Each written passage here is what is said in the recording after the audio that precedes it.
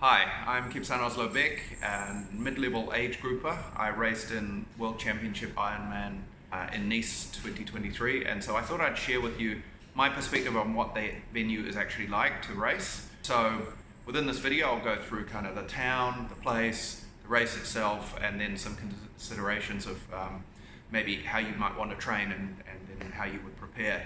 The first thing is it a real World Championship? In my opinion, absolutely yes. It certainly felt like one.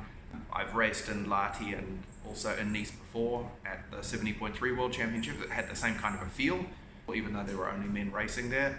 Nice is a great town definitely for families, and I personally thought that Lahti and Nice, they benefited from the women racing as well on the same day. Okay, so first of all, let's just talk about the place. Nice, the logistics are super easy. You can fly in, many international flights and local flights actually take you into the Nice airport, which is 6k away, around about from the start area. I would recommend that you stay as close to the start as you can, so that then you wouldn't need to rent a car, you wouldn't really need anything. You just stay and you can walk the whole town, walk down to the beach for the swims, walk to the start. Everything is just like super close by. Unlike some of the smaller venues like Taupo and Lahti, where Nirvana, much as I like them, they kind of gobble up all the accommodation and then you're stuck. Like you either book through them or nothing's available and it's a huge stress. Nice is a relatively bigger town, so it's quite easy to get accommodation through booking.com, Agoda, Priceline, Airbnb and so on. And you don't have these 10-day minimums like you have in Kona and some other places around the world. So it's pretty easy to get around. The train makes life very easy to travel from the airport into the city, from the city to, for example, where the banquet is, and it's super cheap as well. I think it's like €1.70 for each trip. So it's pretty simple to get around, and you can take your bike on the train. So you don't need a car, it's a flat city to walk around, and lots of airlines. Price-wise, it's quite cheap as well. Like, it's a lot cheaper than Kona. The people that I know that have raced Kona, they would say it's about 4 times the price of Nice, around about. Now, it would depend where you're coming from in the world, but even I live in Thailand, I'm relatively close to Kona. Kona takes twice as long to get to because you have to go through 3 different stops. Nice is only 2. There's a lot more layovers, accommodation is more expensive, you can't actually stay, so you probably need to rent a car. It just sort of adds up a little bit, until it's quite a lot more expensive. But, I do appreciate some people will say, yeah, but Nice isn't Kona. Yeah, they're just different. The expo in the village, so unlike Kona, Nice is its own town. While we were racing this year, there was the Rugby World Cup as well. So the expo in the village is not solely about triathlon around the town. The expo in the village is, but then you step out of the expo in the village and immediately you're surrounded by like tourists, people interested in rugby and so on. But you do have that triathlon vibe. There are bike shops and things around town as well. The expo was pretty decent. I was able to pick up a swim skin. But like I said, the town isn't solely about triathlon, unlike Kona. Very different, I suppose, to Nice 2019 for me, because they're just like no women. Is it different to Nice, the normal Ironman? The course is only marginally different. My understanding of the swim course is maybe just a little bit different in the same piece of ocean. And the bike just has like a little bit of a leg added in, so that it goes out to 180k. So it's like an out and back of about 5k each way. The run is almost exactly the same, if not exactly the same. Maybe the transitions just fractionally better. So if you want the circus of the World Championship, then you would do Nice World Championship. Otherwise, yeah, I suppose you could just do the normal Nice race. Okay, so the race itself, it's not a particularly easy or fast course, as you can probably guess from the elevation. So the swim itself is just like any Ironman swim. The water's relatively flat. There weren't too many waves on the day that we raced, although 2023, so I've raced there twice, and both times it's been non-wetsuit. The water is quite warm, so it was like just over 24 degrees, so no wetsuit allowed. Relatively flat sea, but definitely a swim skin did help. The water is very salty, so you do swim very high in it. Like with the wetsuit, it seems crazily easy. With the swim skin, or even just swimming in a tri-suit, you are pretty buoyant. Just one thing is, bear in mind, it's not actually a beach, it's like a pebble sort of surface, so when you run in, it's quite easy to hurt your feet. Getting out is like you feel like an old man or an old lady as you climb out and walk over this rock garden. There are definitely a few jellyfish floating around, so I did get stung a little bit pre-race, but I saw some jellyfish while I was racing, but I didn't really get anything. It's an open water swim start like the one I did in Ironman New Zealand, but the open water, you don't have to kind of be out there for hours or 15, 20 minutes or anything. It's just like you start, you have about a minute, you swim out, and then off you go. So I would say one thing to prepare for is that in the open water swims, because it's not self-seated. Here he is. Come on, Dashy. Come here. Want to be in the video? Here we go. Here's my triathlon cat. Okay. You can sit there, Dashy. Okay, so one of the things I guess about the open water swim is you start by age group. So that's a little bit different than self-seating. So you would have to prepare that if you're in one of the earlier age groups that you have, for example, in my case, 50 to 54, we have the 20 to 24 and 25 to 29 guys just swimming straight through us. And there's nothing you can do to avoid it because they start after you and they're just naturally way, way faster. Some of them are sort of almost like semi-pro level. So they just plow straight through. Bike course is really where the big challenge is. The videos you can look up online. There's a lot of videos that actually show the course. So pretty much you could summarize it that the first 10K is flat out of town, super easy. And then you prepare kilometer 10 to 15. There's some very sharp, short climbs. 15 through 35 is rolling, mostly up. Then 35 to 60 is almost all up. That's the serious part of the climbing where it never drops below 4-5% pretty much. It just sits at that sort of 4-5%, 6% range, and you just keep going up. 60 through 90 is rolling slightly up. 90 through 110 is rolling up and down. 110 to 120 is fast. And technically a little bit challenging downhill because there's a bit of buffeting wind. 120 to 130 k's is up again, then 130 to 165k is a fast rolling descent, reasonably technical in that the road surface is quite bumpy. The corners are not particularly sharp. You can roll through it pretty fast, a lot of it on the aero bars. And then 165 to 180k is back into town, and that's pretty flat, pretty much because of the way the timing works. First half of the day, there's not that much wind, so you don't really get a lot of wind pushing you up, but the second half of the day when you're coming back down, the wind is buffeting you a lot of the time, so you will be probably riding into the wind from about kilometer 100 onwards, and the wind can actually be quite strong in the hilly sections in that sort of 100k area, so that's what makes it maybe a little bit more challenging. Okay, so onto the bike setup. I rode Tri-Rig. Which is a lovely, super aerodynamic bike. A little bit on the heavier side for the more aero bikes, but not ultra heavy. I rode a 55-42 at the front and then 11-34 at the back. Never really in any challenges riding that setup. I would say that there are a lot of people that are riding, actually not that many. There were some people riding road bikes, a lot of people riding compact setups like 50-34, 11-34 at the back, 11-36 at the back. You don't need that range of gears, in my opinion. That the climbs are just not that steep. There's only really that section from kilometer 10 to 15 very early on that's a bit punchy, like in the 15-18% range, but we're talking like 400-500 meters total, like not a lot.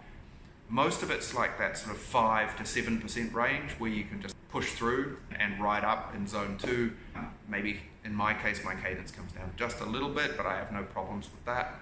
The thing is, if you have like chainring at the front on a 50, and then you go to 50 and then you're running 50 like cross-chained all the way to the 11, it's still not enough on the downhill. So you just would end up like overspinning past these guys on the road bikes with these little tiny chain rings simply because they were just, fully spun up.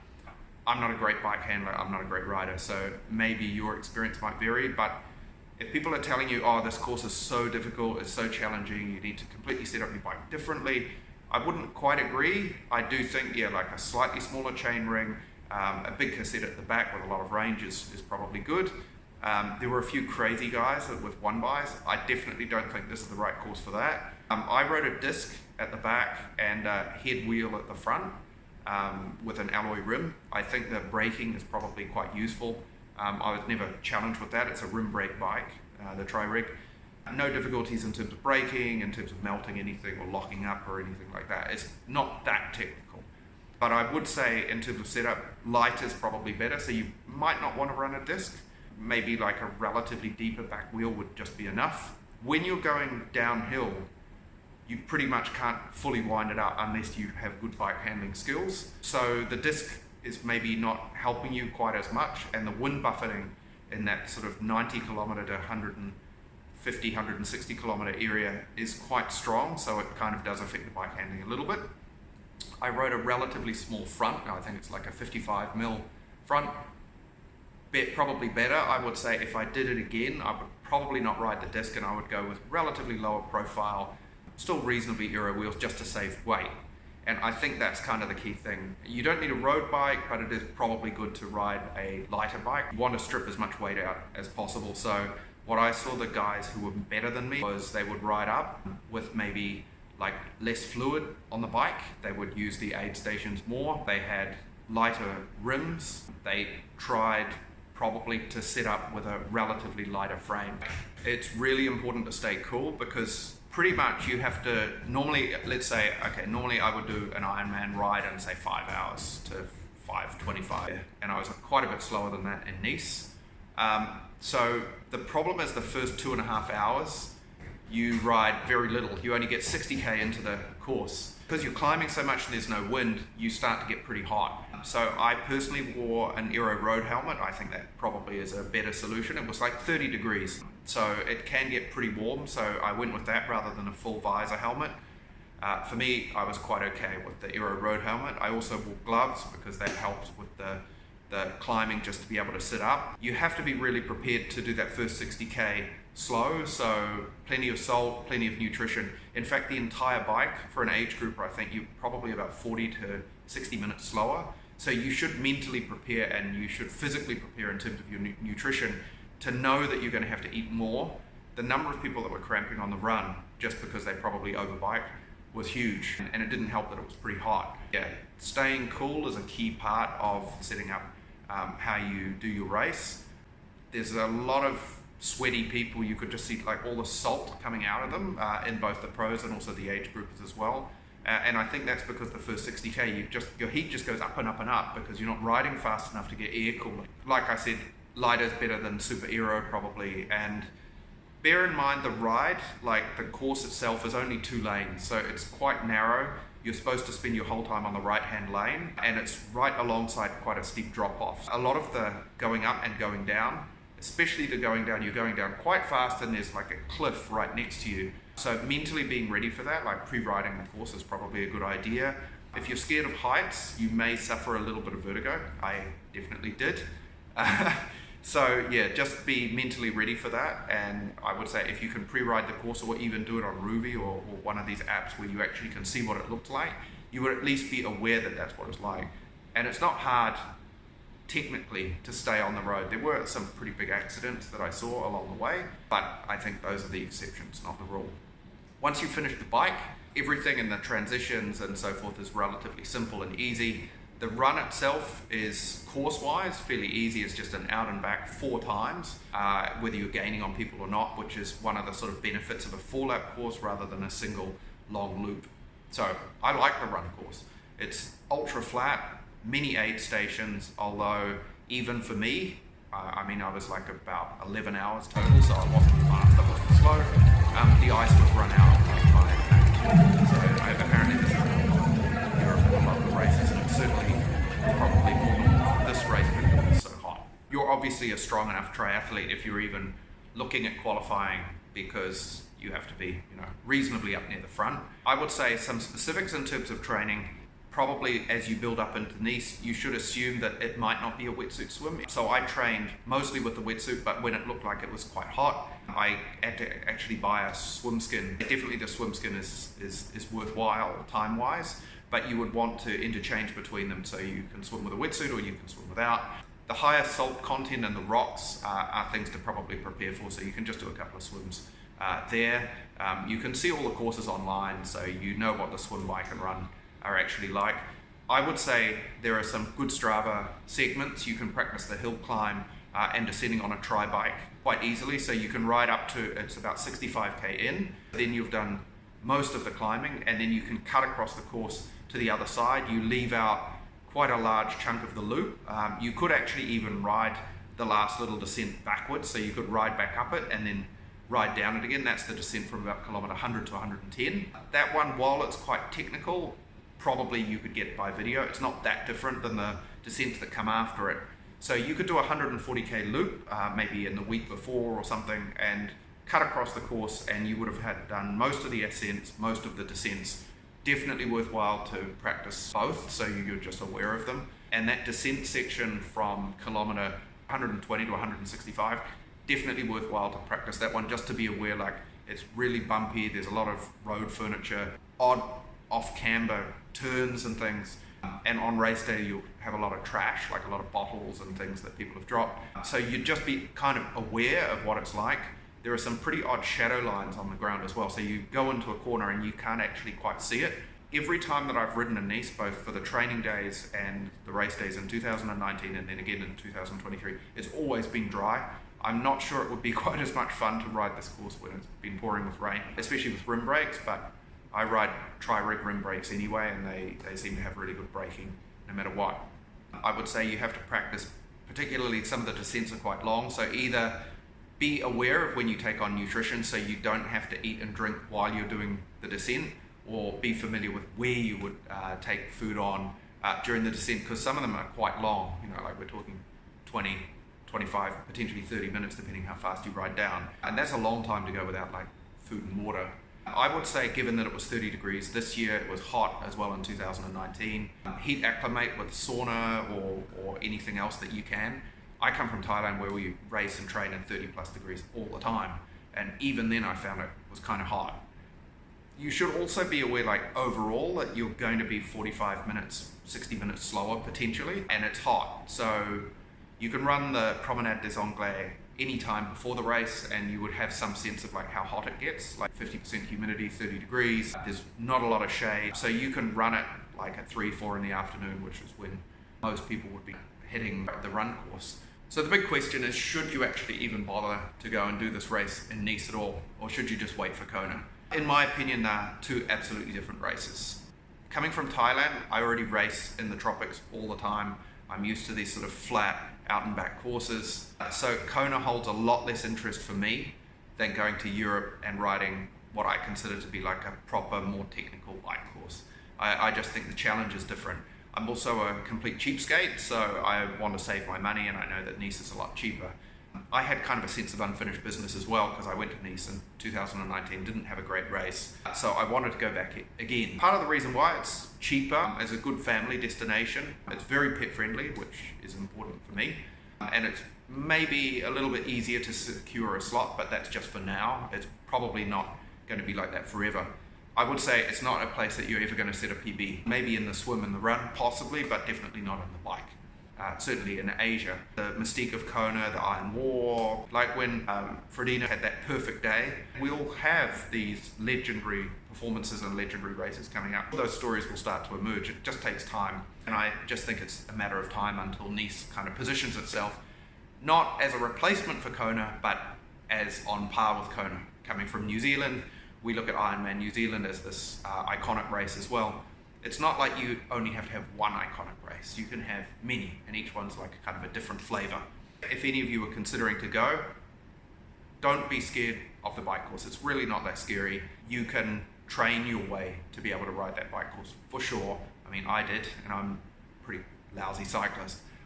The other things that you definitely would want to enjoy while you're there, do not miss the Walk of Nations. That was pretty touching, pretty cool to be able to see. The opening banquet and the race briefing is always pretty cool. There's sort of this hype and excitement in the air that maybe you don't quite get at the village and the expo when you check in.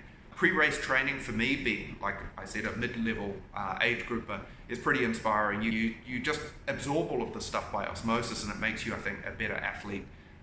Once you've done a world championship, I just feel like all the training and all that effort to get to that level, to earn the right to be there and to feel like you actually arrived there properly, rather than just sort of faking your way through it. I think you go back to a normal level race and you're now just more confident, you've got this bigger training background, more volume, and you don't tend to make the idiot mistakes, at least that I used to make. The other thing you should definitely not miss are French pastries, although that's probably best left till after the race. Sightseeing wise, I actually took a trip to Monaco. You can easily do it by train. We actually drove a sports car over the hill, and Monaco's an incredible spot as well, very close by, maybe just 30-40 minutes away. There are some fantastic cycling rides that you can do. I think you should take your family there, and also next time if I go again, I would definitely take my cat. It's a really family-friendly place, and it's not that expensive. Booking via Nirvana is fine. I think they offer like a really good range of service, so it's like less headache. I used them in 2019. I didn't use them this time because I stayed a little bit longer. There are lots of hotels, apartments, cheaper hotels, but Nirvana probably has like the easy, simple solution.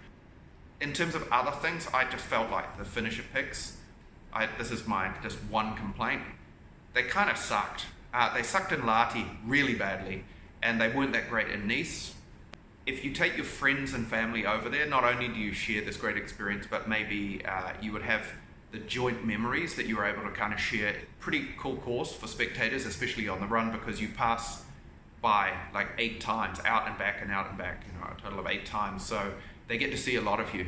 If you're seeking to qualify, I would say, yeah, maybe Nice is easier in certain age groups. I know in Asia it's often relatively easier to qualify. For any athletes who get a lucky break or who have worked really hard to qualify, either case you deserve to go. But if it's more like the lucky break, that the roll down just favors you, I would say if you're anywhere around 15 hours and it wasn't the result of some terrible disaster, like triple flats or something, if you did like a genuine 15 hours and you've got less than a year to prepare, this course could be a bit of a monster to try and come in under that 17-hour mark, because that bike is quite a bit harder than anywhere else. Although you can always chance it, and I don't think this will apply to too many people. Okay, so hopefully this video has been useful for you in terms of explaining World Championship Ironman Nice. There's a lot of other great video content online. I'll post some of the links in the description below. If you want to find out any more information, feel free to PM me, and I'll try and answer any of the questions that you may have.